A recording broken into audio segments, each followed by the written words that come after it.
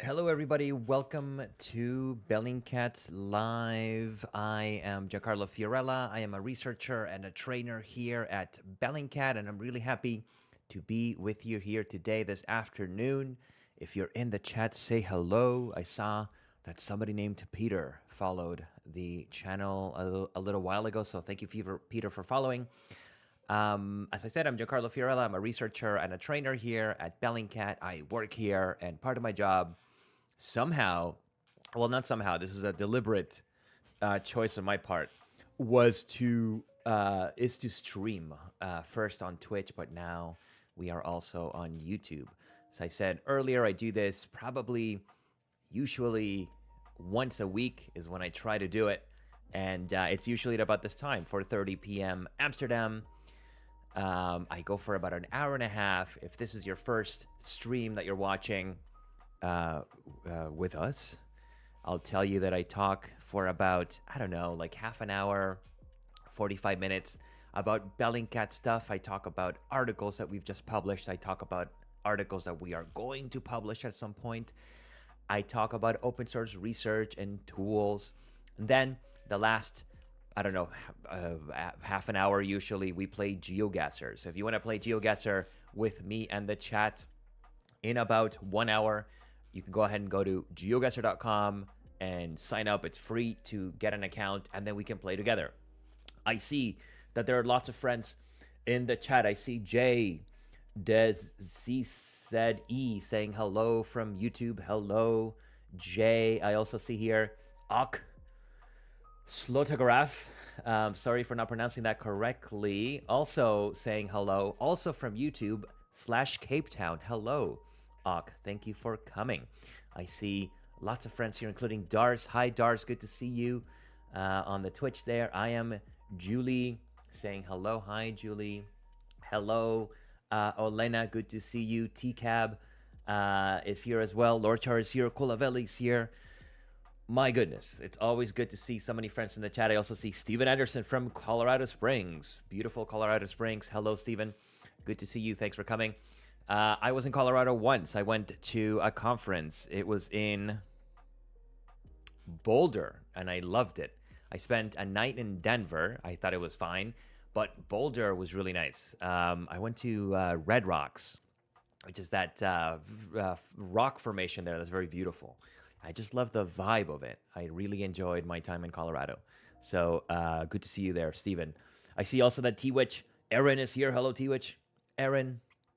I am happy to report that my chat seems to be working. So usually, again, if this is your first time watching, you will know that often, most of the time, something's broken. I don't set the chat up correctly, or maybe the music doesn't work, or it's too loud, or my microphone.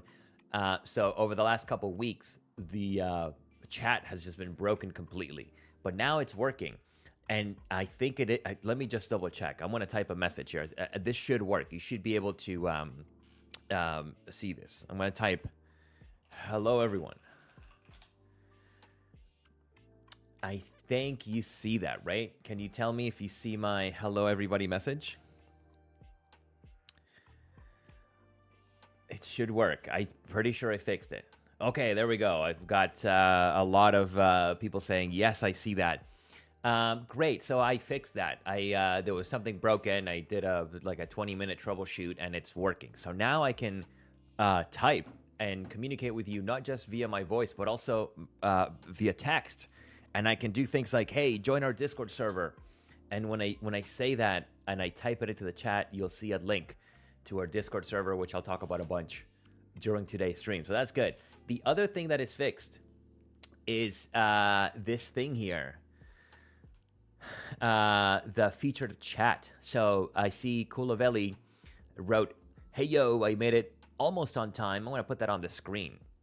So you see there, you see how I always get the direction wrong. Do you see how here you can see like Kulavelli wrote a comment, and I put it up on the screen.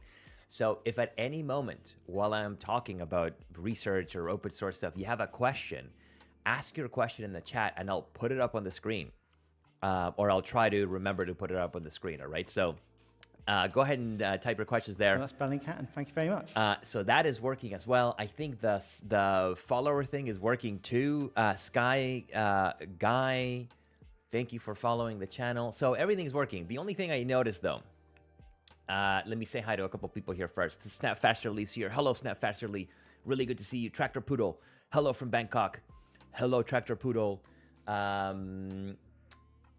Dario Larcana says hello. Hi. Erides is here. Hello, Erides. And I can't see that one. TREV1 says hi. And Kink also, hi. Wow, so many friends from the Discord server. One thing that isn't working is my ring light is kind of really bright. So let me see if you can do that. So that's Bellingcat, and thank you very much. Let me see if you just give me 1 second here, folks, because it's I can tell it's gonna kind of wear me out by the end of the session here. Let me just do this 1 second here. First, I gotta turn this off. It's on my phone. You see, I control the ring light with my phone, but I have to hope that it's working. Is this working? Yes. Okay. So let's see here. I think this is gonna decrease the temperature, maybe. How's that? That's better for me. Yeah. Does that look all right? Yeah. Okay, let's do that. So now everything is working fine. The chat's working. The featured chat is working. The light is working. So yeah, I'm really happy. As I said, I'm going to be talking about open source research and Bellingcat stuff for a little while. I'll do some live flight tracking. So I'm going to open up Flight Radar 24, and I'm just going to riff. I'm going to see what's up in the air, who's doing what, and I'll do that for a little while. Usually whenever I open up a flight tracking website, I end up spending like my whole afternoon on them because I think it's so interesting. So if you want to learn about flight tracking, I'll be doing that in a little bit. And then, as I said, we'll play some Geoguessr. So let's see here. Let's go through the chat. John Smith says, hello from Spain. Hello, John Smith. Sky Guy says, my pleasure. I have been enjoying the community on Discord for quite a bit. Well, that is fantastic, Sky Guy. I'm glad that you have been enjoying the Discord community. And if you are wondering what Discord is, well, just Google Discord and download it on your computer or mobile device. And then you can join our server. We have a really active Discord server. Discord is sort of it's like Slack. All right. If you work at an office, you might use Slack, and Discord is just like that, but it's open, so anybody can join. And we have a server that is packed with open source research enthusiasts and Bellingcat enthusiasts, and they share news, they share things that they're learning, they're talking, they're making friends. So if you're not in the server, consider joining because it's a fun place. Okay, so let's get going with my dog. Thank you very much. Acting up right now. I am Julie. Thank you so much for following the channel. Let's talk about something that was published on Bellingcat.com since the last stream. And I can tell you that there has been a publication. It is right here. It's called Chillin' Online is here. Hello, Chillin' Online. Good to see you. This article is called Following the Money, a beginner's guide to using Open Corporate's API. 1 second, friends.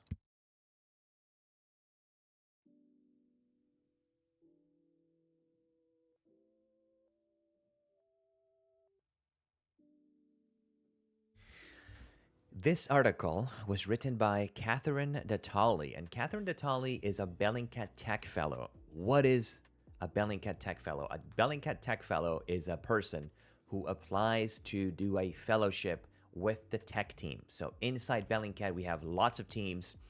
You may have heard of the Justice and Accountability team. You could read about their work right up here.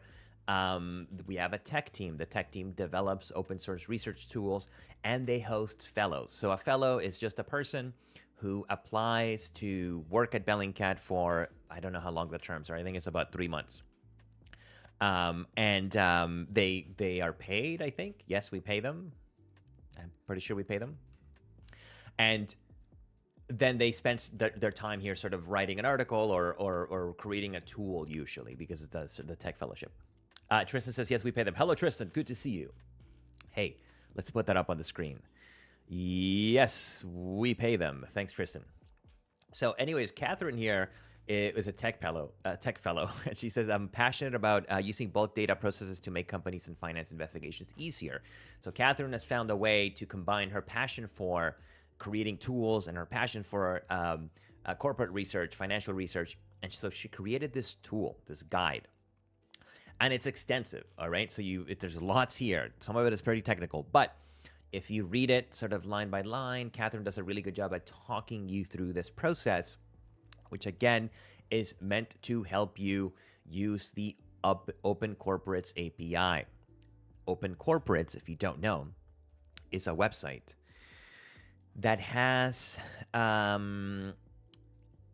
it gives you access to corporate registries from all around the world. So if you go to this website, you can, I think it's just opencorporates.com, I think it is. Yeah. So here you can look for like somebody's name, or you could look for the name of a company, or you could look for like a phone number, if you're doing research on an individual and you think that they're registering companies, and it will give you all kinds of information about those companies. So I don't know, let's look for like John Smith, just a normal kind of, I can't think of a name. John Smith. So if you look for John Smith here, it's going to look through the databases of all kinds of jurisdictions. So the United States, obviously, all the states. But then also there's all kinds of countries. And I forget how many there are, but there's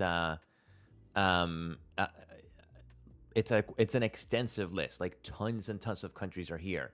And so here what you'll see is information, corporate registries relating to, as I said, somebody's name or a phone number or something like that. So this is really useful if you are doing a financial investigation. You're trying to figure out maybe how companies are related to each other, or how individuals are related to certain companies, right? And so again, what Catherine is doing here, and I put the article in the chat there, is she's telling you, hey, by the way, Open Corporates has an API, and also you can use that. So she's showing you how to do that. All right, so for example, let's read together. She says you can get data for one company name across every single jurisdiction. You can do this on your browser, or you can do it with Excel. And so, again, if you have the name of a company, you can search for that name across every single jurisdiction that's listed on Open Corporates. And Catherine, through her guide here, shows you how to do that. So here we go. This is it. This is the one article that was published since the last stream. I'm going to put in the chat once again, in case you did not see it. And friends, as I said earlier, if you have any questions about anything that I'm saying or showing on my screen, just go ahead and type it in the chat there, and I will try my best. And thank you very much. To answer it. I see Gnosis40 is saying, hello, Giancarlo. Hello, Gnosis40. Good to see you. Thank you, Mate J8285, for following the channel. I see here. I am noticing that my chat's breaking. I see some messages, but not others. So I see here that Tristan said some fellowships are usually 3 to 6 months, depending on the scope of the project. Yeah, there we go. Yeah, so my chat is beginning to break down. Hopefully it doesn't totally break.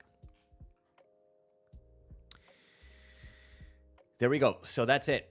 I think, let's say you're listening to this and you go, hey, how do I become a tech fellow? Is there any information about that at the bottom here? No. I think they're advertised on the website or on Twitter.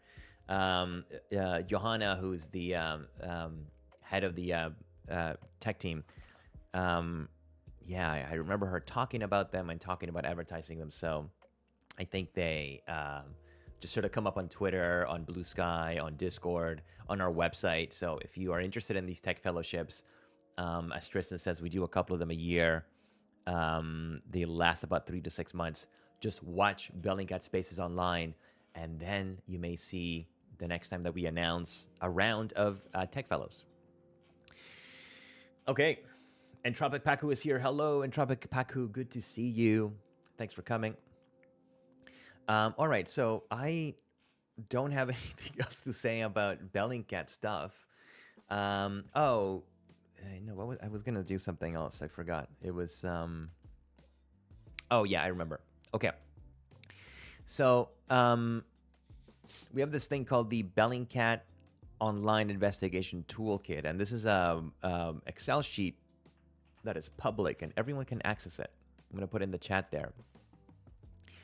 And this Excel sheet has all of the tool, not all of them, but anytime we find a tool and we remember to put it in the sheet, we put it in the sheet, right?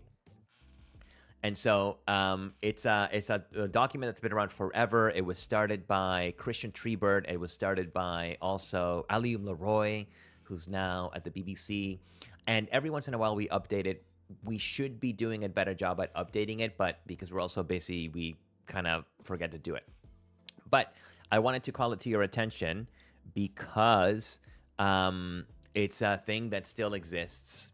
And I think that as we move forward, we're going to dedicate more time to filling this out and keeping it filled in. So that's the first thing I wanted to tell you.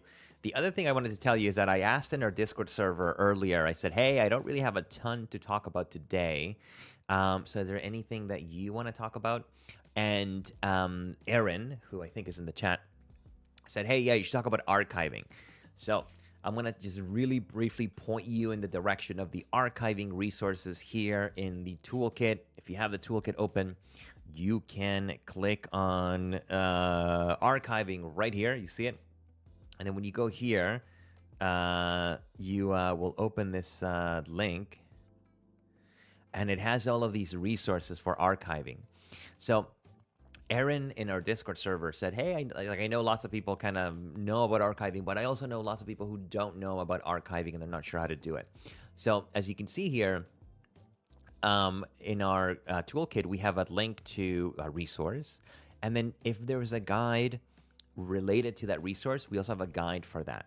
And so here we have a link to archive.org, which I'll show you in a second. And we also have a guide on how to use archive.org. It's an older guide from the one and only Eric Toller. I'm going to put this in the chat so you can follow along. And it shows you how to do something. So here, Eric, in typical fashion, is very thoroughly and expertly walking you through different social media platforms and whether or not they work with archive.org, how you can use them in conjunction with this website, or if they don't work, like for example, Instagram, he'll tell you, hey, don't waste your time. It's not going to work. So I just wanted to show you really quickly how to archive a link and how to access an archive link. Really, really, really basic open source research method, but also maybe the most important one, because if you don't have the link, if the website that you're looking at gets taken down or if the tweet gets deleted, then you're in trouble because then you can't do your work. So I'm going to go ahead and show you how it works. So you could just go to archive.org. This is the most basic archiving lesson. And then you go to the Wayback Machine here. So let's imagine that you are on X and you want to save a tweet. Let's say that I want to save this tweet from Kyle Glenn. Shout out Kyle Glenn with a meme here involving Russian air defense and then Russian air bases. So let's say, hey, I'm doing, I want to save this, all right? Maybe Kyle's going to delete this later. I don't know. You need to save this. All you do is you get the URL up here, all right? You say, I want to grab this URL. And then you, this is so fun. And then you go to the Wayback Machine here, and then you just put it in Save Page Now. And then you click Save Page. You see it down here? And then when you do that, it's going to say, it's either going to say, I think it says, oh, it's already been saved. Great. But if it hasn't been saved, you just click Save Page here. And when you do that, it's going to do its thing for a couple minutes. And essentially what's going to happen is that the Wayback Machine is going to generate a URL. And that URL is an archive of the URL that you saved. So if Kyle deletes this tweet later, or if Elon Musk says, I don't like this tweet, I'm going to delete it, and he deletes a tweet, this URL won't work anymore because the tweet is gone. but because we have it archived, we'll be able to access it for as long as the Internet Archive exists. So anytime you're doing any kind of open source research, always think about archiving whatever it is that you're working with, because digital evidence is ephemeral. It is here one moment, and then the next moment it could be gone. There's no guarantee that a website or a tweet or something is going to last, into next week or into the next decade. And so always archive. So here, what you see is a message that says, hey, it's done. And it's the first archive. So nobody else had archived this before. And then if I click on this URL here, something will happen, which is that the page will load. If you just give it a second here, you will see that we have a new URL. So it's not twitter.com, whatever. It's web.archive.org/web, and then the tweet here. And then we've got an archived version of the tweet. It doesn't look exactly like X, so this is how it looks actually on twitter.com. And here's what it looks like on the Internet Archive. But again, if this gets deleted, you will know what the picture looked like. You will know how many views it had, how many likes it had, etc. All right? So that's archiving. And again, really simple, but maybe the most important thing you can do in terms of workflow if you're doing research. And if you're interested in other archiving tools, you can find them in our our online investigation toolkit, which is accessible via this website that I just linked in the chat. Let's catch up on the chat. I see here. So people are saying things. Ereda says, too bad it's cloudy. We have to wait for visual confirmation. Yes, because of the attacks on Russia overnight. Eric Toller, my colleague at Bellingcat, he checked planet.com, which is our satellite image provider, and he found out by looking there that it's really cloudy over Russia right now. So we were gonna see, can you tell on satellite imagery what the damage was from these attacks? And he says, no, we can't. So he says here, there's 100% cloud cover. So we're not getting any satellite images showing the aftermath of last night's drone attacks. Sorry. Bryansk is the same thing. All right. Lesson there is if you're working with satellite imagery, cloud cover is your enemy. J.K. Tabone asks a question, and let's put it up on the screen here. Can you search the Wayback Machine without a URL for a keyword? No, that's a really good question. You cannot. You have to have the URL. And that's why it's really, really, really important for you to save the URL. Even if you just have an Excel sheet with URLs that you're looking at, if you forget to archive them, you can check if someone else has done it. Because if you have the URL, you can search for the URL on the Wayback Machine, and it will tell you, hey, someone archived this 2 weeks ago, and so you're safe. So you do need the what do you call it? URL. T-Witch, Aaron says, yes, but some courts do take screenshots for evidence that belongs to what it belongs to what you want to save. Yes, we recommend. So at Bellingcat, we have this Justice and Accountability Unit, and it's born out of a partnership with the Global Legal Action Network, who are our fantastic partners, just brilliant lawyers who really care about what's happening in the world in different sites and different topic areas. And so we've been working with them to essentially adapt and bolster the open source research methods with which we work every day at Bellingcat and make them suitable for court.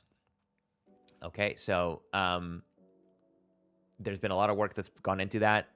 The lawyers at Glenn are brilliant, and they're very thorough. And if you're interested in that effort, if you're interested in what it takes to adapt, to bolster the open source research methods that we use, let's say journalistically at Bellingcat, into a courtroom setting, you can read the JNA unit website there. We also have a methodology here where we talk about how we do our work in the JNA unit. It is a very, very, very long document. It's about 90 pages long, and it details every single step of investigation in the JNA unit, including archiving. So there you go. Sky Guy says, any other tools that you recommend for satellite imagery outside of EOS? I understand free, good quality sat imagery is rare. Yeah, so that's the thing. You're always going to be balancing, do I want free images that are frequent? Then you're limited to something like Sentinel Hub Playground, right? You say, look, I want high quality images and I don't care how old they are. Then that's Google Maps, right? Google Earth Pro will have those. If you say, I want high quality images frequent, so from yesterday or last week, then that's always going to be paid. So you're always going to be balancing those requirements or those needs that you may have. And basically your options are going to be something like Sentinel for free, frequent, low resolution, Google Earth Pro for not frequent but high resolution, or something like Planet or Maxar for frequent, high resolution. Subtle Knife says, hello, I made it. Hello, Subtle Knife, good to see you. We've got here Tristan talking about some work that he has done to find deleted articles from a website that mentioned a particular organization. Thanks for linking that there, Tristan. Okay, so that's archiving. And as I said, if you want to learn more about it, hey, we've got some resources here in our toolkit and on our website. Let's move on. I think we're making good time here. Let me check my messages really quick here. Every time I stream, it's not the case so much anymore, but it was at the beginning. I get paranoid that, I don't know, I'm like showing my banking information somehow, like I'm not seeing a tab or whatever. And I'm paranoid that like people are trying to contact me and being like, yo, I can see your like whatever passwords, turn off the stream. So when I first started doing this, like, oh my God, a year ago, I would like obsessively be looking at my phone because I was waiting for somebody to tell me like, stop streaming, you're doing something awful. But I feel more comfortable now. Still, I wanted to check my phone there. Okay, so let's do some light flight tracking. To do that, I will go to Flight Radar 24, which is a flight tracking website. And let me just say, if you are, let me put this in the chat. If you are new to open source research and you're excited about this world of, oh my gosh, there's so much information on the internet and you can discover things that are happening in the world. I was in that position years ago, right? When I first started doing this. It's always a good idea to find something that you're interested in, something that's sort of a niche for you, and try to find an angle to work on that topic or to work on that skill that you're really interested in using this open source angle. So for me, when I first started doing open source research, flight tracking was one of the things that really got me into the field. Because again, I woke up one day and I discovered Bellingcat and I thought, wow, these people are doing really cool work and you can go online and you can discover all these things that are happening in the world. And I didn't know how to do that. But when I discovered flight tracking, I said, hey, this is something I can really sink my teeth into because I'm really into airplanes and I love, I've always as a kid even loved aircraft. And so this is a really good way to get started in open source research if you have some kind of affinity for airplanes. So I thought that I would do, just to fill airtime here, was just kind of just see what's going on. This is a live view of the skies of the world. And this isn't every airplane in the sky. These are just, a good chunk of them. These are airplanes that are in the sky right now that are transmitting. Most of them are transmitting their location via something called a DSB. And those transmissions are being picked up and fed into this website. So that's a really kind of long and complicated way of saying there are more airplanes in the sky right now than the ones that we see here. But here we are seeing a good chunk of them. We're seeing a ton of commercial airliners, so those are almost always going to be visible. And we're also seeing some military planes, and I'll talk about those in a minute. So, yeah, I thought I would just fill some time here by just clicking around and seeing what I can find. I always like to look around Venezuela because I'm from there. And there isn't always a ton of air traffic over Venezuela, but sometimes you find military planes that are out doing military stuff. So these are not going to be military airplanes. This is maybe going to be an airplane registered to the state oil company.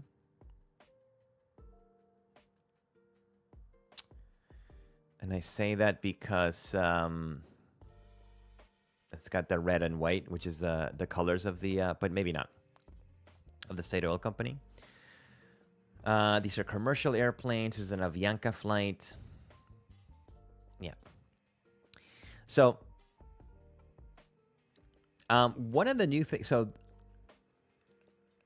this is relatively new. And if you know in the chat when this started, please let me know, because to me, this is like within the last month, but it may have been a little bit longer.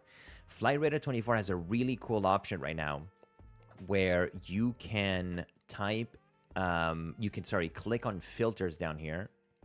And if you click on filters, it will show you all of the aircraft categories that it sort of recognizes. And so you can select the kinds of airplanes that you're interested in seeing. So you notice that if I click on, if I deselect every category, I don't see any airplanes. But now I can tell Flight Radar 24, hey, just show me drones. And what it will do is that it will show you drones if there are any in the sky. And so we see that there's 2 of them that it detects. So there's more in the sky right now, but it's only detecting a couple of them. So this is a Turkish drone, probably a TB2 based on the call sign here. And it is transmitting an invalid hex code. This is complicated. Don't have time to get into it, but it's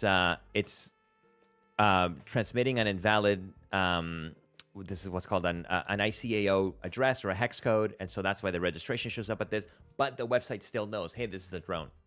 Another way that you can tell if you're looking at a drone or not is because anything that flies these like really kind of circular loopy patterns is probably going to be a drone. Okay, so there's a drone right here off the coast of Turkey. There's a couple other ones. Makes sense because this kind of drone, the TB2, is made in Turkey, right? So there's a whole bunch of them doing who knows what. It's probably doing some kind of test flights. I don't know. Maybe not. Maybe it's doing surveillance. That's what's fun about flight tracking. You go, what is happening here? Why is this guy doing this? I don't know. This is live. This is happening right now. And then I saw one over the US as well. So there's a drone here too over the desert here. Now this is interesting. It says it's registered in the UK. And it's got this fancy call sign here. And it took out of this place, which I'm guessing is a military base.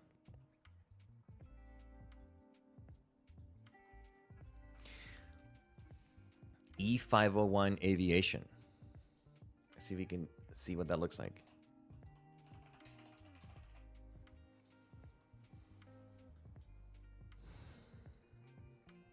Yeah, so this is where this drone took off from. So this is gonna be some sort of military base, I would guess.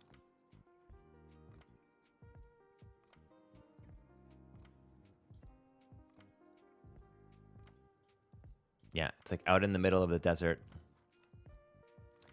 And then sometimes if you get lucky, you can see like the aircraft. You could see aircraft or drones or something parked on the tarmac here. I don't see any. But anyways, there you go. That's how you spend a weekend, folks. Just looking at Flight Radar 24 and figuring out what this thing could be. Yeah, it says that the Valkyrie is the name of the new British F-35s. Maybe it's a mislabeled as drones. Yeah, so I don't know. So what if I was writing an article about this? I would try to check. So let me just first say that at Bellingcat we give classes on how to do open source research. I give a 4-hour class on flight tracking. It's 4 hours, so it's 4 hours of me talking about every single aspect of flight tracking. I'm just kind of there's a lot of information to know, is what I'm saying.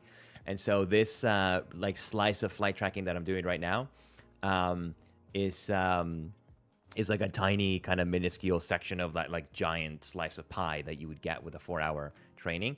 But if I was writing an article about this, I would try to find out if this hex code has been misassigned to the UK maybe. I would do a search to see if this hex code has popped up with other aircraft or other call signs in the past. You could do that on Twitter. And I would just sort of try to do that. I would try building off of the hex code here, get more information on this number, because it could be mislabeled. I think this is definitely a drone. This is not an F-35. But I'd like to know more, like when have other people noticed an aircraft flying with this hex code up in the sky? And then from there, you can learn lots of stuff. If anybody can show me or remember the registration for Prigozhin's airplane, I'll show you how to get historical data for aircraft on Flight Radar 24. So there you go. So the other thing you could do is you could say, hey, I don't care about drones. Just give me military and government planes. And what do you know? There are tons of military and government planes everywhere, especially for the U.S. So a lot of these are going to be helicopters. A lot of these are going to be police helicopters. So this is the Pinellas County Sheriff's Office. They got a helicopter. It seems like every police department in the U.S. has a bunch of them. This is a Coast Guard helicopter. Okay. And so again, you can just spend a whole weekend here. You can click on every single one of these icons and go, what is this? What is this? What's going on here? What is this? This are probably going to be trainers. Yeah, so this is a trainer jet. Okay, so if you're becoming a pilot in the Air Force or something, you will fly one of these guys. So what we're looking at here is a jet training school, I guess. Okay, look at all these planes. They're just out there doing their thing in the skies of, what state is this? Oklahoma. And Winnipeg is looking really active right now. What's going on here? We got some Royal Canadian Air Force aircraft. There must be an RCAF base here. And yeah, these maybe are trainers as well. Okay. Cool. Could be related to fires, maybe. Got a C-130 coming out of, this is, what base is this? I used to know this. Yeah, CFB Trenton, yeah. Canadian Forces Base, Trenton is here. So this is a big cargo plane that went up this way, maybe landed around here, and now it's coming back, it looks like. Now it's just flying loops around Lake Simcoe. Shout out to the folks in Orillia and Barrie. And yeah, so again, you could spend a whole afternoon here. We got some Russian military airplanes. This is an IL-76, big cargo plane. What do we got here? This is a government sort of VIP plane, I think. And this is probably the same as well. This guy right here, what's going on? Yeah, same thing. Okay. So if you were, speaking about getting into open source research and how do you do it, and what are some angles that you can take? Well, if you were watching the news, what day was this? About a week ago now, when it was reported that, sorry, let me adjust my. When it was reported that Prigozhin's airplane had been shot down, had crashed. One of the things that you could do with Flight Radar 24 is you could go, that's interesting. Let me see if that airplane's was detected. It was flying around. So here, what you would do is you would have to find out the registration for the airplane. That's not too hard. I'm going to skip ahead, and I'm going to say you just type it in here. So RA 02795, and it will tell you if the airplane is in the sky. In this case, it's telling us, yeah, we detected it. We know this plane. We have an aircraft with that registration, RA 02795, and it tells you what kind of airplane it is. This is the airplane code. So here, and I'm going to show you how to do this lore chart. You click on that, and it will show you the history of this airplane. It's going to show you pictures of the airplane.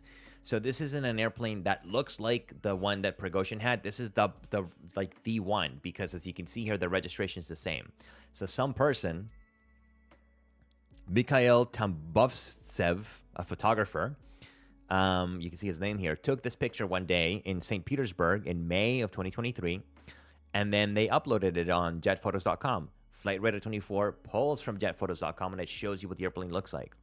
And so you could have gone, you could do this right now if you want, but at that moment when you first heard Prigozhin's plane crashed, you could have gone to this website, and you could do a couple of things. You can click play on any flight that this plane took, and it will show you a track of that plane. Now, I should say that if you have the free, if you don't have an account, you can do this up to 7 days in the past for free. If you want to go from 7 days to a year, you have to subscribe to, I think it's called like Silver or something. And if you want to go back from a year to 3 years maximum, that's the gold subscription. So here, you can see right here on the website at the track of the plane. So it tells you that at this time, 14:59 UTC, it was pinging just north of Moscow. And it doesn't show you where it took off from, but you can sort of deduce that it must have taken off from somewhere around Moscow, because the altitude at this time was 12,000 feet. And as you can see, as time passes, it's climbing. So then it's 13,000 feet a minute later. A minute after that, it's 15,000, 16,000, right? So if you've ever been on an airplane, or if you've seen one in a movie, you know airplanes are on the ground and then they take off, right? And then they climb, and then they reach cruising altitude, and then that's where they stay at, right? And then they land. So again, even though we don't know where the plane took off from, you can guess that it took off from around the Moscow area. And then at some point, at exactly 15:11 UTC at 28,000 feet, it stops. That's the last ping. So again, if you were watching this happen on Telegram and you were going, that's weird, it says here that the plane crashed, let me check, you would have seen immediately, oh yeah, this is really strange. The airplane just disappeared from coverage. Now, on its own, that's not suspicious. If you spend any kind of time on a flight tracking website, you will see airplanes disappearing from coverage often. 99.9% of the time, it's because there's no antenna nearby that's receiving the data, or there's a problem with the transponder and it's not transmitting anymore. It's something more sort of mundane. But in this case, again, because there was this report that the plane crashed, you would have seen on the website, okay, there's some corroboration here that the airplane just like isn't in the air anymore. And then what you could do, and this is to Lord Char's question. Lord Char asked, let's put this up on the screen. Every time featured chat works, I am really eager to use it, because most of the time it doesn't work. So let's put this up on the screen. Can you export? It's not working. I spoke too soon. Oh no. It stopped working. Okay. That's too bad. Anyways, Lord Char asked, can you export the flight path to use on your own map? Yes, and so you can. And Lord Char, what you do is down here, you click CSV and KML. If you download the CSV file, it's just an Excel sheet with the time, like in UTC, and also I think it gives you the latitude, the longitude, and the altitude, and the heading, and all that kind of stuff in just an Excel sheet. And if you download a KML file, you can click on it, and it will open it on Google Maps. On Google Earth Pro. So you'll see the track of the airplane on Google Earth Pro. Okay? So Again, anybody can do this. You can do this with a free account up to 7 days, and it's super useful. The other thing you can do is you can look at the what's called the graph here, the ground speed and altitude graph. And I remember when I was doing this the day that the plane crashed, I looked at the graph because I worked on the PS752 investigation at Bellingcat. You'll remember PS752 was a commercial airliner that was shot down by an Iranian air defense missile a couple of years ago after it took off from an airport near Tehran. And I remember that day, I did the same thing. I said, oh, that's weird. The CBC says that an airplane maybe just crashed. I ran to my computer. I plugged in. I found out what the call sign of the airplane was. I looked it up on Flight Radar 24. And sure enough, I just saw that 5 minutes ago, this airplane had taken off from Tehran, and then they had stopped. It had disappeared from coverage. And like in PS752, what I saw in the speed and altitude graph was what appears to be normal operation of the aircraft. So the ground speed, you see these bumps here because it wasn't transmitting, a little bit technical, but some of the data wasn't very accurate to begin with. So that's why you see these sort of jumps and dives in the ground speed. But the altitude was sort of climbing, steadily. The ground speed was sort of climbing steadily until it stopped. That's also what happened with PS752. And if you check the graph for that airplane, it's the same thing. Everything seemed to be normal until it just wasn't there anymore. Timothy says, hello, folks. Hello, Timothy. Good to see you. Yes, Lord Char cursed the featured chat. Let's see if this works. No, it's also broken. Why? Hang on a second.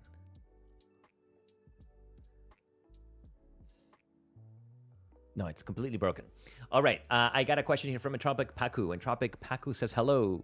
No, he doesn't. He says, Giancarlo, comma, the Prigozhin plane is listing its airline as Wagner Group, but searching it on Flight Radar 24 does not list that as an airline in the search bar. Is it pulling the data from sanctions lists? And if so, can you easily filter on Flight Radar 24 for all sanctioned aircraft, similar to filtering for military aircraft?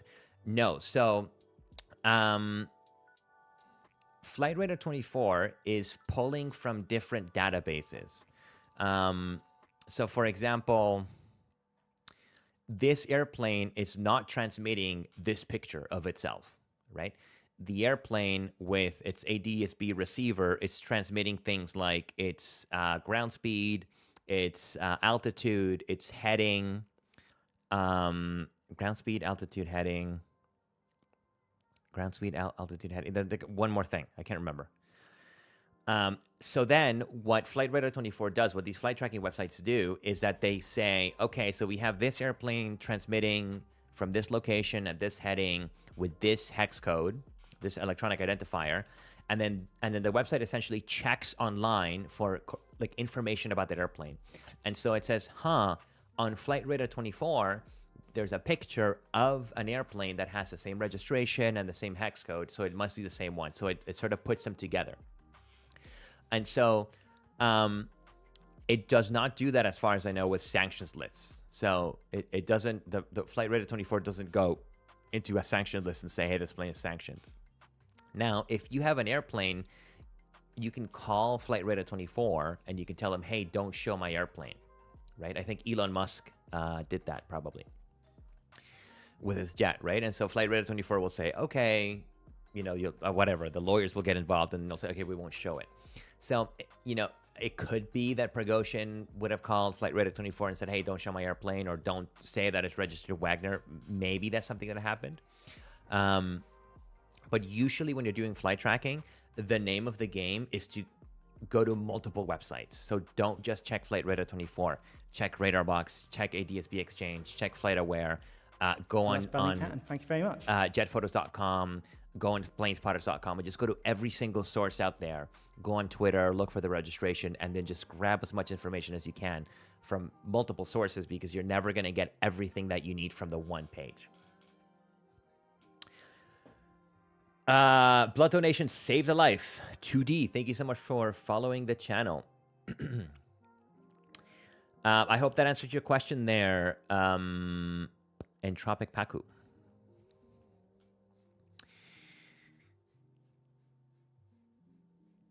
Blood donation saved a life. Says, hey, what's going on, everybody? Hello, good to see you. Thanks for coming. Yeah, so there you go. So that's how you do. Again, that's like a super kind of brief intro to flight tracking. It is fun. I do it all the time, just when I've got nothing else to do. You never know. You'll see interesting stuff happening. Let's just do this for another minute here.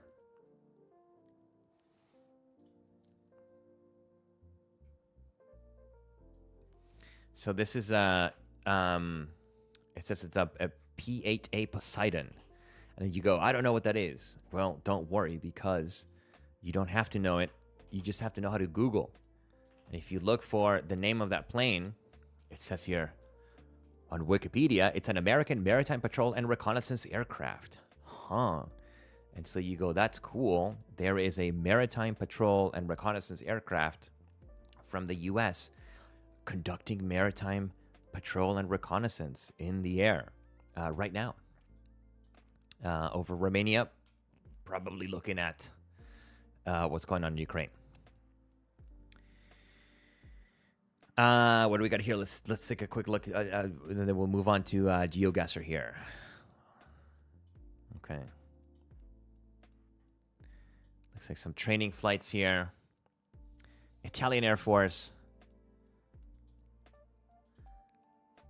Just out, hanging out at the heel of the boot of Italy. Have you got these two folks down here? Oh, these might be firefighter aircraft, right? Hey, it's a Canadair. It's a Canadian airplane. Now, here's where it gets fun. You could go.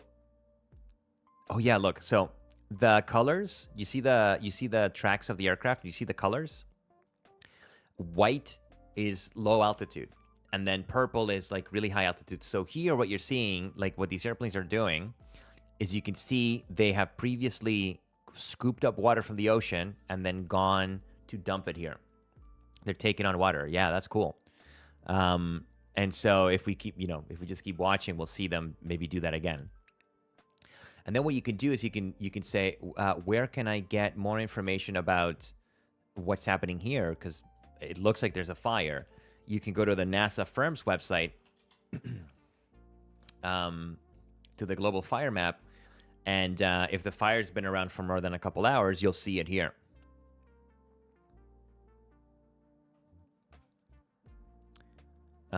So where are we? We're here. Yeah, it's this one right here, right? Isn't that cool? So this website is showing us, this is a satellite that's detecting heat signatures from fires, courtesy of NASA. Hey, let's put this in the chat so you can use it. And so here, this is telling us, yeah, there's a fire. There's been a fire here over the last 24 hours. And you can click on it and it will tell you, does it tell you the time? Yeah. So this is from today at 2:27. So a couple hours ago, there was a fire here. And evidently, it's still there because there are now 2 airplanes in Italy. We're watching them pick up water from the ocean and then dump it on this fire right here. Isn't that awesome? I think it's the coolest thing ever. How is it that I can be sitting in my desk here in my apartment in Amsterdam? No idea what this place looks like. I've never been here. And I can tell you with 100% certainty that this is happening. That there's 2. I can tell you what they look like. I have pictures of them. I can tell you how old the airplanes are. I can tell you exactly like where they're dumping this water. And I haven't left my chair. It's so cool. This is just from an example of you looking at the screen. Yeah, this is. That's why whenever I don't have anything to do on the stream, I'm like, I'll just do flight tracking because you pick up. There's always something happening. Look, it looks like they're pulling off, right? So maybe they're done. Maybe they put it out. If you want to know if they put it out, what you do is you check the website, you check the NASA firm site in a couple hours, and it will be like no fire. It will say no fire. And it wouldn't say no fire. The dots will be gone. These red dots will be gone. So then you'll go, confirmation that the fire has been put out. Oh yeah, maybe it ran out of fuel, or maybe they're doing another. Maybe they're doing another track. I kind of want to watch this How much time do we have? Can we just watch this for a couple minutes? And see if they, so we got the altitude here. We'll see if they start dropping. Because it's possible that they're going to pick up more water.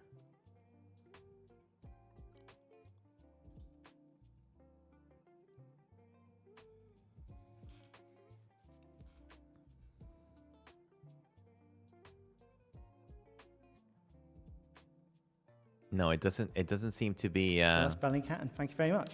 Expire 4430. Thank you for following. It doesn't look like it's. No, I thought it was gonna scoop up more water. It doesn't look like it's doing that.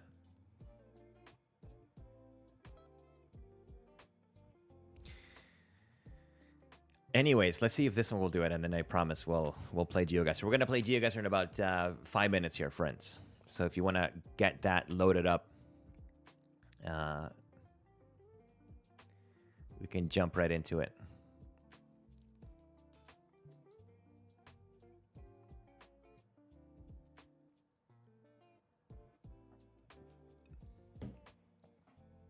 Hello, Elena. Good to see you. Okay, so there you go. Yeah, so Subtle Knife is saying, I wonder if it's about the angle of attack. Maybe the wind has changed. Yeah, maybe. Yeah, because it looks like they may be doing another. I would guess the fires are here. This is when they're kind of flying straight, I guess. Oh, there's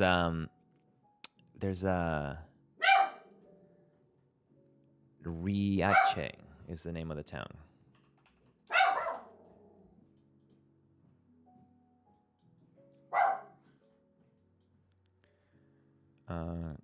Riace.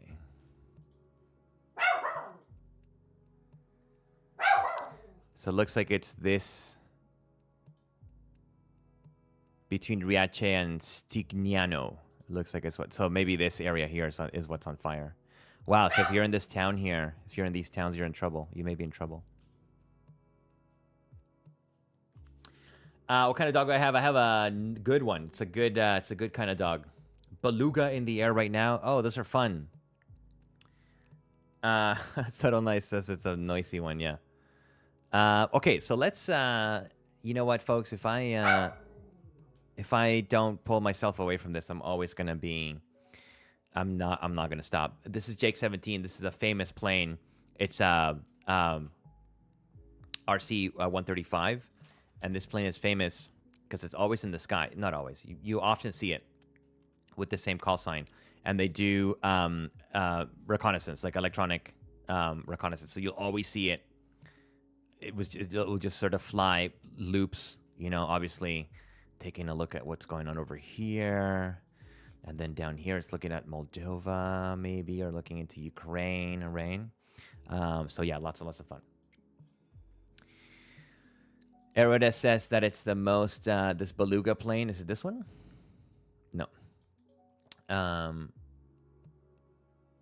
Yeah. Okay. Anyways. Let's go to Geoguessr. Actually, let me give my dog a snack, because they were sleeping peacefully until someone... Just 1 second here.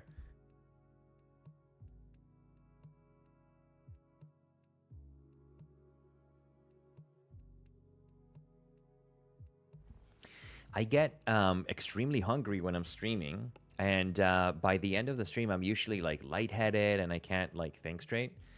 So I had dinner before the stream. I ate a big meal, so I feel a lot better.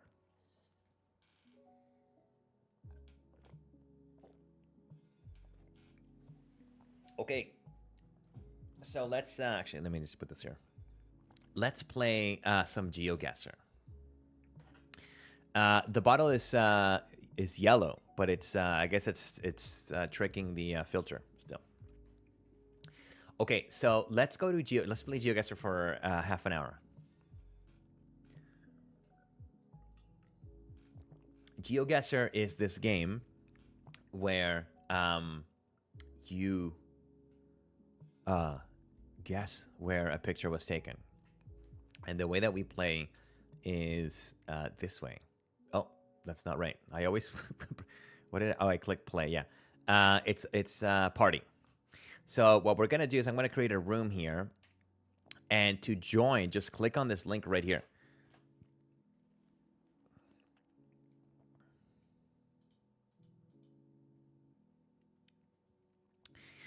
My dog is not good at geolocation, unfortunately. I'm sorry to say.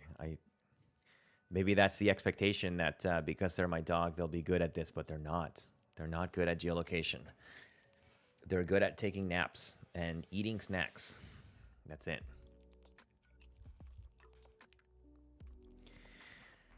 While you are joining, I'll do a couple of commercials for Bellingcat. One commercial is this one. If you want to hang out with, let me put it this way. Right now, there's a bunch of folks in the chat, and you may be saying, wow, what a nice group of people. They're talking about cute dogs, and they're joking around, and they're sharing knowledge and learning about open source research. I want to hang out with people like that, even when the stream isn't on. Where on the internet can I find chill, friendly, nice people to hang out with, to talk about Bellingcat stuff and the news and open source research? Well, you can do that in our Discord server, which is right there in the chat. If you don't have Discord, you can download it. It's free. You join our Discord server, and it is packed with the nicest folks out there, and they love to talk about news and share tools and learn about open source research. And so that's one commercial. Another commercial is this one. You may be saying, hey, I love the work that Bellingcat's doing. I want to help them out. How can I do that? You do many things. You can follow the channel. Okay, if you're watching this on YouTube or Twitch, you can just click follow, and that will help. You can also say, I want to maybe subscribe on Patreon. You could do that as well. And we have a Patreon page where you can support us. And we have different donation levels. If you subscribe at the €8 per month level, you get access to Bellingcat Premium, which is a podcast that we produce in-house, where an editor at Bellingcat sits down with a Bellingcat researcher every month, and they interview them about some recent research that they've done or something that they're working on. And so that's Bellingcat. You get that if you subscribe to the €8 per month level. I'll tell you that the sort of newest episode of Bellingcat Premium is with my colleague Anik Mosu, who has written an article about, she's written articles about geolocating historical images from conflicts, from past conflicts, from the wars. And so for this month's episode, our editor, Lucy, sat down with Anik, and they talked about this process. So if you're interested in that kind of stuff, or if you're interested in helping Bellingcat out financially, you can do so right here on Patreon. And then the other thing you can do is you can follow us on our other social media platforms. We have a page here. It's a link tree. Techno Viking says hello from Sweden. Hello, Techno Viking. You can follow us on Discord, on X, on YouTube, on Twitch, on Facebook, on Blue Sky. We have a Mastodon account, all right? So you can follow us on there as well. And the last thing I'll say really quickly before we get going, I see lots of folks are eagerly waiting. We're going to get started in just 1 minute. We have a SoundCloud page. Every 2 weeks, we have a special guest in the Discord server. They give a talk for an hour on a topic of their expertise. Last time, this was the last Thursday, we had Aram Shabanian. He is an open source researcher at New Lines, and he was talking about how to monitor live events. So if you join our Discord server, you can come to these talks. Again, they're every 2 weeks, every second Thursday, and you can ask the researcher questions. And if you want to listen to previous stage talks, you can do that on SoundCloud, or you can just go to Spotify or Apple Podcasts and look for Stage Talks with Bellingcat. Now it's a podcast. Okay, let's go. And I'm being reminded here by Subtle Knife to please Change the timer. Yes, let's change it to a minute. I see Step is saying Aram was great. Yeah, Aram is fantastic. He's just a really great guy and open source researcher. And his talk was really fascinating. He was talking about how to set up this like kind of matrix like display where you have, many TV channels broadcasting news from around the world so you can follow events that are happening. So he's really great. Okay, so let's get going here. Just catching up on the chat. Great. Is this thing still working or no? It's still broken. Desire Guy has followed the channel. Thank you, Desire Guy, for following. The rules are simple. Do not cheat. Please, no cheating. Cheating is Googling. So if you see like the name of a restaurant or a phone number, don't Google it. If it's in your head already, that's fine. You can move around. You can pan around. You can zoom in and out. All of that is good. Just no Googling, all right? We'll play a couple of rounds of this. Maybe we'll do, I don't know, 2 or 3 rounds. And then, yeah, let's get started. So good luck, everybody. We've got 25 people in the chat. Let's do this.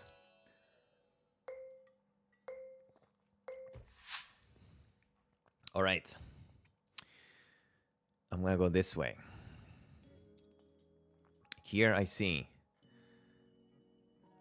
a European-looking landscape, so townscape, I guess.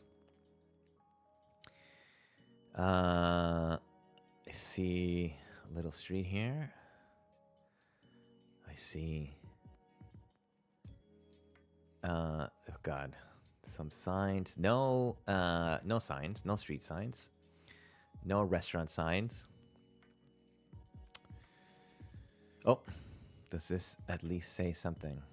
No. 80 meters zone. That's not helpful. Oh, I see something here. Yeah. All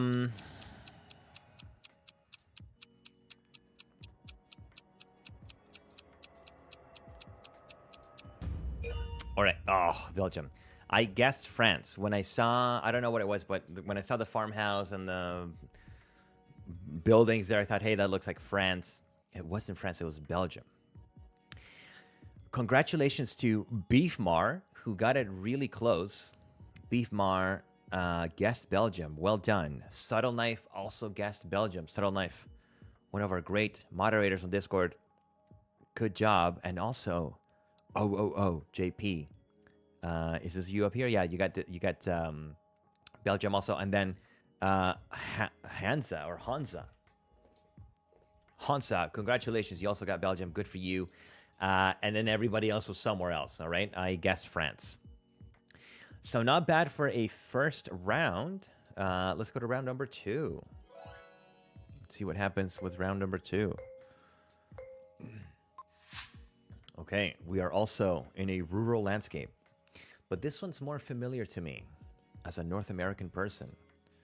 My immediate vibe is being checked. I don't know if this is North America anymore, because North America doesn't look like this, I think. There's something about these buildings that doesn't... These mailboxes I've never seen in North America. This looks sort of Scandinavian to me in some way.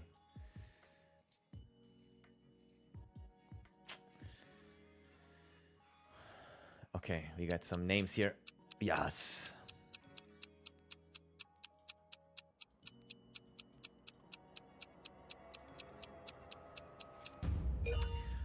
So I guessed Finland. I sort of panicked.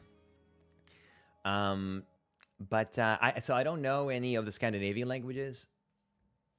I don't know how to describe this, but I think Finnish has more like dots over vowels. I don't know if that's true or not, but when I saw those words, I thought Finland. And I think there's like more K's and L's in Finnish. If you're from Finland and you're in the chat and I'm not making sense, please correct me. Or if I am making sense, please tell me, yes, that's correct, Giancarlo. We do have a lot of... yeah, so there we go. Finnish and Estonian are very different to other Nordic languages. So Subtle Life is saying that's true. I'm gonna go with that. Yeah, they feel different. I don't know how to say anything in any of those languages, but I feel like if you show me Norwegian and Swedish and Finnish, I feel like I can spot the Finnish 9 times out of 10. I'm Julie says it's from a different language group. I didn't know that until right now. Maybe that's what I'm trying to sort of tune into.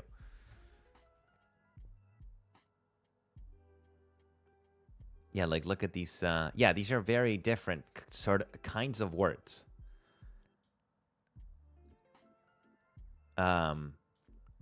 Yeah, there we go. Okay. So Techno Viking is also confirming my poorly worded and thought out theory. Phoebe and Attila got it really close. Congratulations, Phoebe and Attila. And then Hansa was really close too. Newsy BKK came in third. Techno Viking was in fourth. And then I came in fifth. Okay. So right now we've got Hansa in first place. We've got Newsy in second. Subtle in third. OOOJP in third and fourth place, I'm sorry. And then Phoebe and Attila in fifth. I am in sixth place. Beef Mar seventh. Techno Viking eighth. Step, hello Step, is in the ninth place. And then TCAB is in 10th. Let's see what happens with round number 3. Before I do that, TCAB has Finnish, Estonian, and Hungarian. It's a sort of group of languages, and it's fairly different from the usual Scandinavian languages. There we go. That's much better put, much better articulated than what I had said, which is that they feel different from each other. Okay, speaking of languages, we got one right here. I recognize that language. So I think I'm going to get the general region of the world correct. But I've never been here. And I don't have a good sense of what places here look like. If it was North America, I'd go, oh, that looks like the Midwest, or that looks like California. Here I don't know. Although I did see the name of a city that I know on a sign. So I'll just go with that.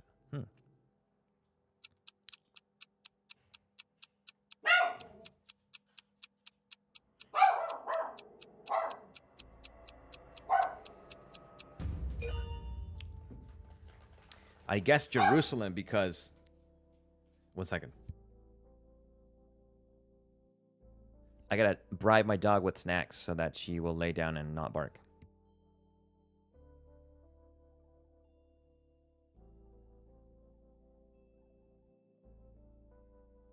I saw a place called Jerusalem Pizza, so I thought that's gotta be it, and it was. And congratulations to everybody who got it really close.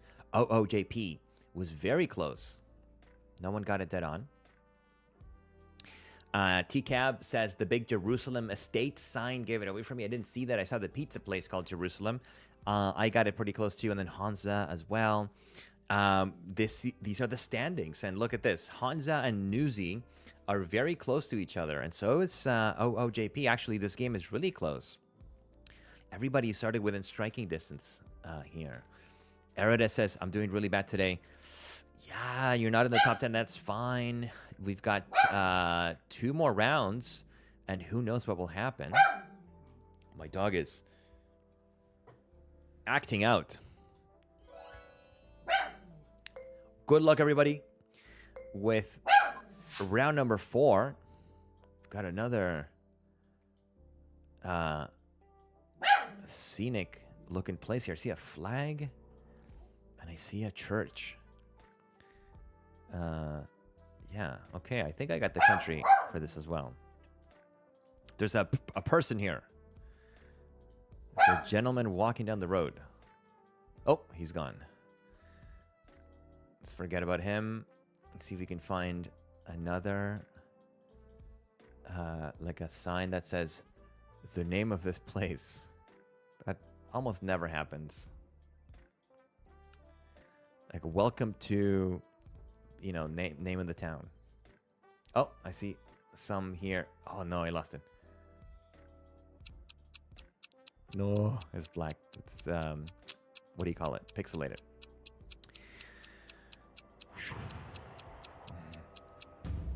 Well, I saw a Greek flag and I saw what I thought was a Orthodox church, and must have been. We've got Salanska in first place in that round there. Step in second. Leon came in third. Beefmar in fourth. And then Hansa in fifth. The total standings are like this. We've got Hansa still in first, but Nusi can't come and claim first place if Nusi does really well. Subtle Knife can also take over in first place. Beefmar is also within striking distance, so am I. Okay, and this is the last half of the top 10. So good luck, everybody. Let's see if anybody can dethrone Hansa from the number 1 spot. I'm going to see if we can do better than 5th. If you weren't here last week, I came in third the first round and second the second round, or the other ways. Anyways, I had podium finishes the 2 games that we played last week. So I want to see if I can improve my score to the top 3. Let's see if I can take somebody's top 3 spot. Final round. Let's go. One of the reasons I did so well last time was because there was one of the rounds was in Toronto, which I've lived in Toronto for 25 years. So I got it pretty. I didn't get it dead on because I'd never been in that part of Toronto. Toronto's a big city, and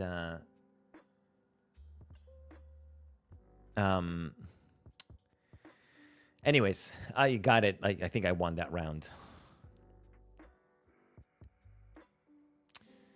Okay, this is going to be a tricky one.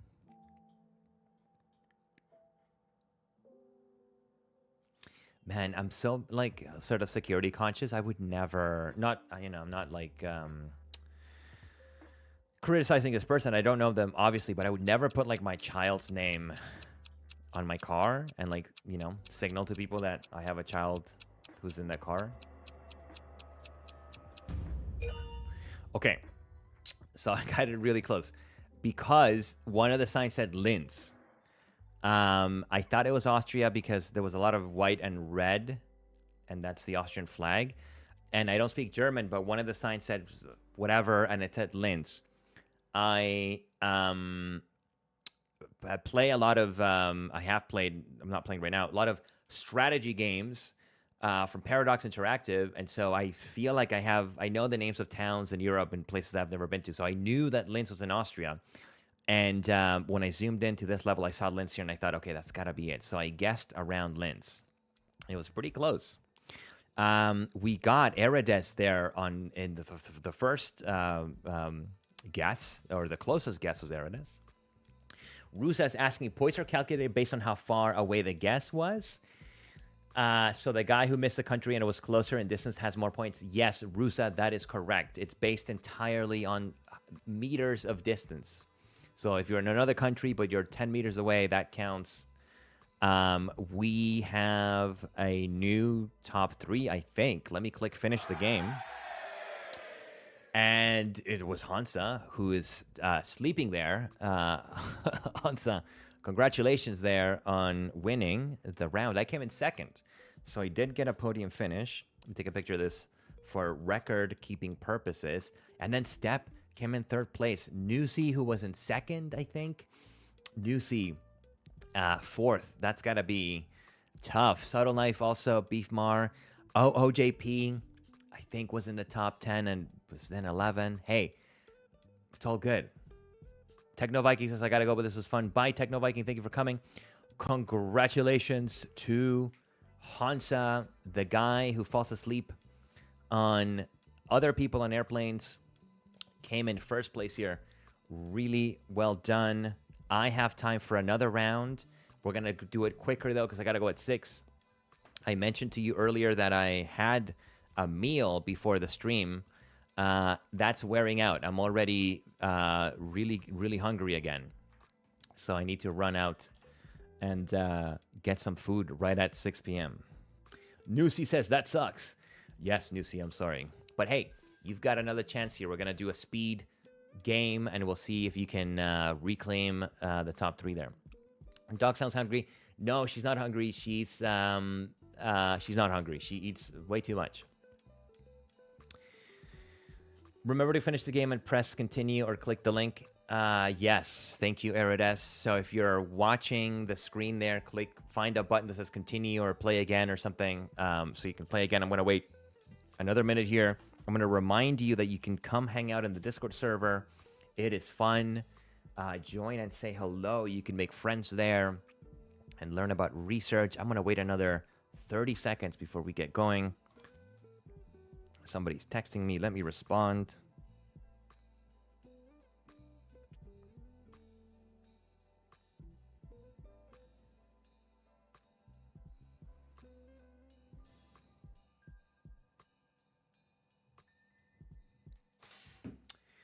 Entropic says, Paradox games people should be banned from playing Geoguessr. How am I supposed to compete with somebody who knows the name of some ancient village with 10 people? Yeah. I used to play, I think I played all of them. Yeah, I really have. But the one I really kind of was super into was Europa Universalis 4. I played that one a ton. I played Hearts of Iron a bit. Crusader Kings, obviously, also. I haven't played a Paradox game in a while, although I do watch people play Hearts of Iron on YouTube. I think those videos are really fun. I'm playing Armored Core 6 right now. I got Baldur's Gate 3. Didn't like it. I'm not a storytelling kind of guy. I am a giant robot blowing up stuff kind of guy.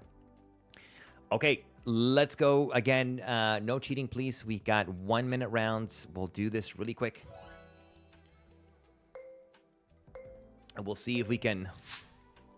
oh my gosh, I clicked out of the window.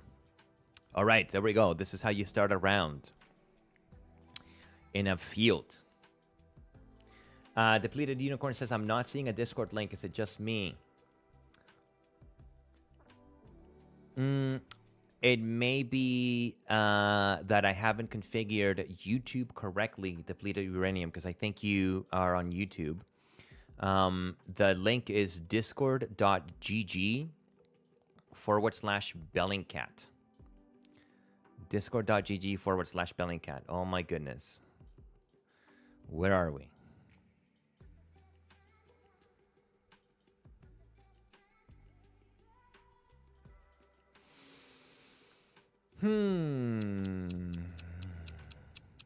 I don't know.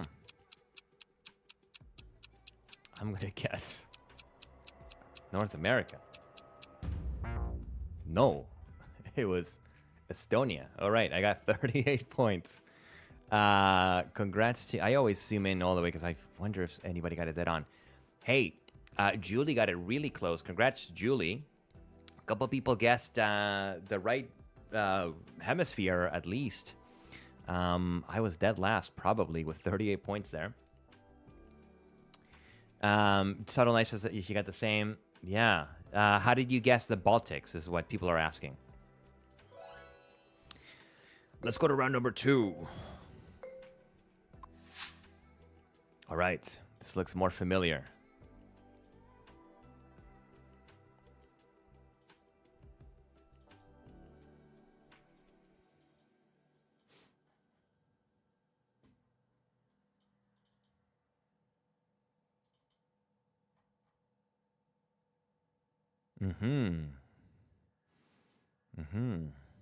I see.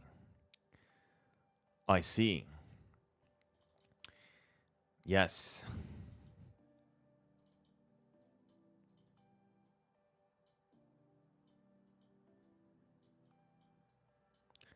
This place looks nice. I would like to visit this place. I've never been to this place.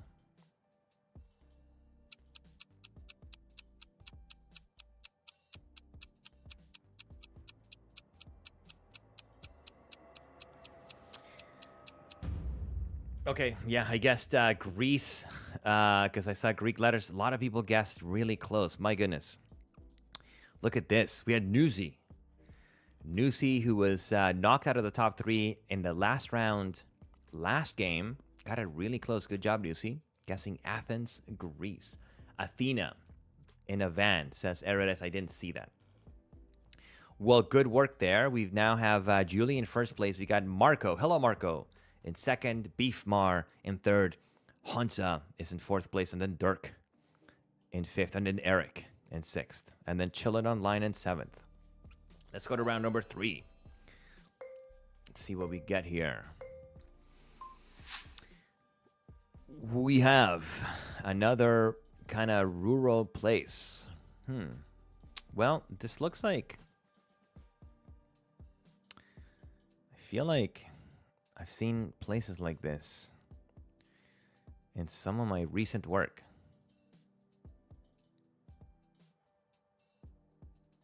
No. Okay, I have a guess. I have a guess of the country.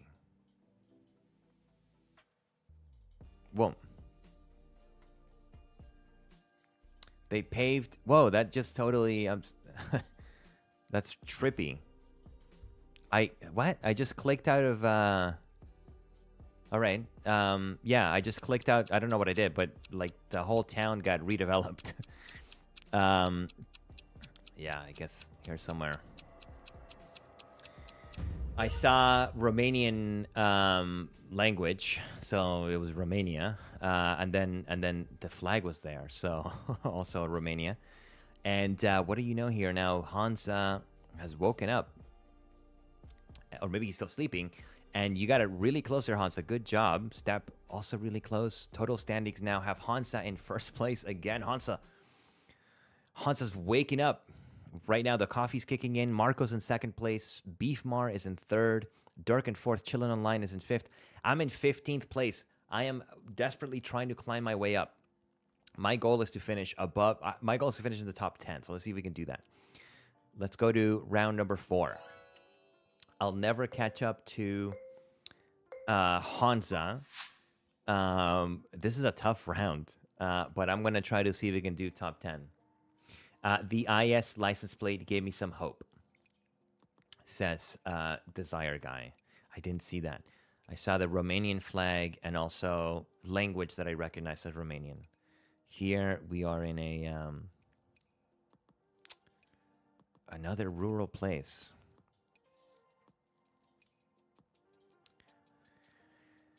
I don't have no idea what that language is.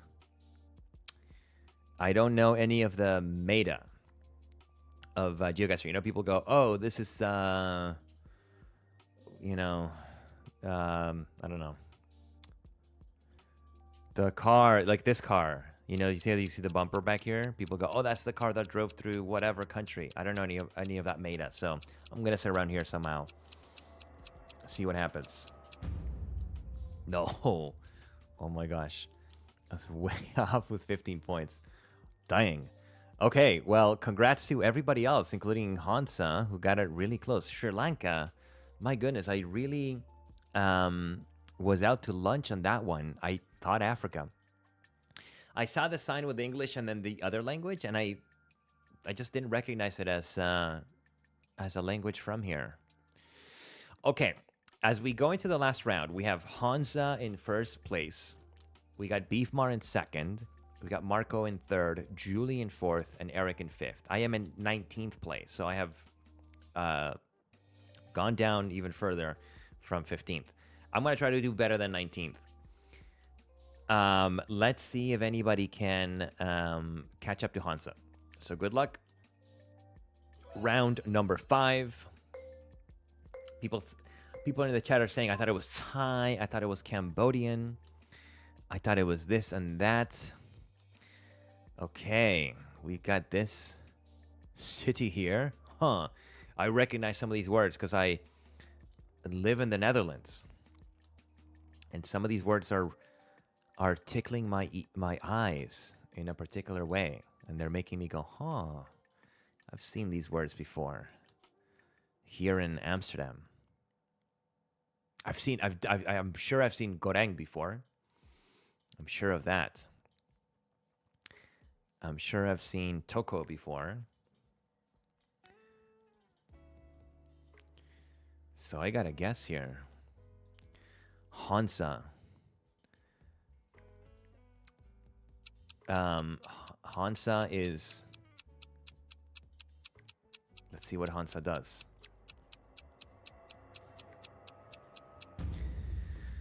Okay, so I guessed Indonesia, but Indonesia, is this Indonesia? Yeah, right, it is, right? But Indonesia is long and complicated. I don't know. I didn't know that this was Indonesia over here. But I'll tell you who did know. All these people right here, look at this. Step knew. Congratulations, Step. You got it really close. Subtle Knife knew. Hansa knew. And what do you know? Hansa knew enough to win back-to-back rounds. Let me take a picture of this again for record-keeping purposes. Hansa, without having to wake up, has won 2 rounds while completely asleep. In deep REM sleep, Hansa wins the second round of today's game. Hansa, congratulations. Beef Mark came in second. Chillin' Online came in third place. Dirk in fourth. Step in fifth. And then 6th, we got Vincent Vega, Julie, Eric, TCAB, Marco, Salaska, Subtle Life, Edel. I finished in 18th. I did a little bit better than 19th, which is where I was in 4th round. Erides beat me by just a little bit. But hey, that is all good. Let's put some GGs in the chat here. That was fun. I'm going to click continue. I'm going to close the tab. We're going to go back to Bellingcat.com as I wrap up the stream here. And say thank you for being here with me over the last hour and a half during this August 30th edition of Bellingcat Live. I hope to be back next week. Am I gonna be back next week? Let me check my calendar real quick. Yes, I will be back next week, September 6th. Yes. Yeah, I'll see you on September 6th. So until then, have a great week. Take care of yourselves and take care of each other. And I'll see you in the Discord server. Hopefully join if you haven't. Have a good one, everybody. Catch you next Wednesday. Bye now.